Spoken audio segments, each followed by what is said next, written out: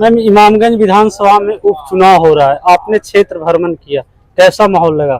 बिल्कुल माहौल जो है पूरा एक तरफा है, रोशन मांझी के तरफ है। लोगों को स्थानीय जमीन से जुड़ा हुआ एक कार्यकर्ता को बाबू लालू प्रसाद यादव जी और नेता प्रतिपक्ष, युवाओं का आइकॉन और इस देश का सबसे प्रभावशाली युवा नेता तेजस्वी प्रसाद यादव जी ने लालटेन देके उनको भेजे हैं। और हमारे इंडिया गठबंधन के जितने लोग हैं, इंडिया गठबंधन के जो कार्यकर्ता हैं, वो सारे लोग रोशन मांझी को जिताने में लगे हुए हैं। यहाँ की आम आवाम जनता का एक ही मांग है कि हमारे क्षेत्रीय उम्मीदवार चाहिए, और वो क्षेत्रीय उम्मीदवार जो है रोशन मांझी के रूप में यहाँ खड़े हैं। पिछले दिनों में आपके पार्टी पर आरोप लगा कि आपके कार्यकर्ता ने हम पार्टी के प्रचार वाहन पे हमला किया। ये सब गलत अफवाह है। चूंकि जो हम पार्टी के हैं, इस राज्य के कभी वो मुख्यमंत्री रहे को, अभी जो है दीपा मांझी को टिकट दिए अपने बहू को, और दूसरे क्षेत्र से इस क्षेत्र में हमला करके कैंडिडेट दिए हैं।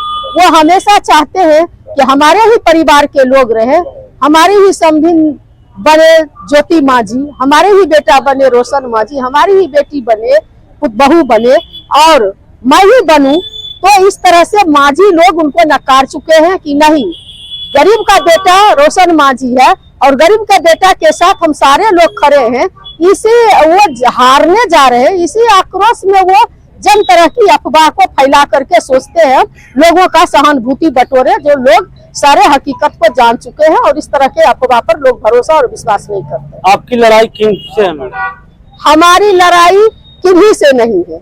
चूंकि आप जानते हैं कि इस राज्य की जनता का के प्रति मैं आभार व्यक्त करती हूँ, जिन्होंने 2020 के चुनाव में हमारे आदरणीय नेता तेजस्वी प्रसाद यादव जी को नेता बना दिए। सबसे बड़े पार्टी के रूप में उन्होंने मतदान देने का काम किए, लेकिन कुछ बेईमान लोग जो नहीं चाहते हैं गरीब गुरबा की सरकार बने, जिनके जुबान में ताकत बाबू लालू प्रसाद यादव ने दिए, जिनको सत्ता में भागीदारी बाबू लालू प्रसाद ने दिए। आप मेरा ही उदाहरण ले लीजिए, मेरे पिताजी 5 किलो अनाज पर गांव में घूम के दाढ़ी बनाने का काम करते थे।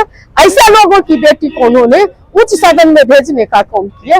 तो ऐसे लोगों की सरकार से वंचित करने का काम कुछ चंद मुट्ठी भर लोग किए।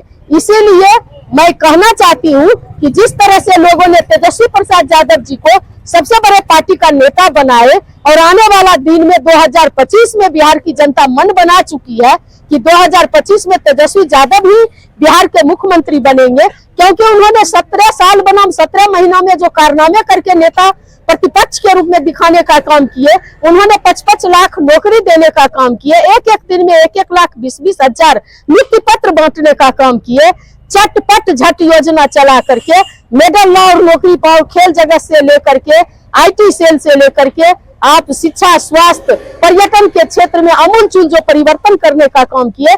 बिहार की जनता को भरोसा सिर्फ और सिर्फ तेजस्वी प्रसाद यादव जी पर है, और उन्हीं के आशा को, उन्हीं के विश्वास को और मजबूती प्रदान करने के लिए इस उपचुनाव में जनता यहाँ से इमामगंज से रोशन मांझी को, बेलागंज से विश्वनाथ यादव जी को, आप रामगंज से अजीत कुमार सिंह को, और आप तरारी से राजू यादव जी को जिताने जा रही है।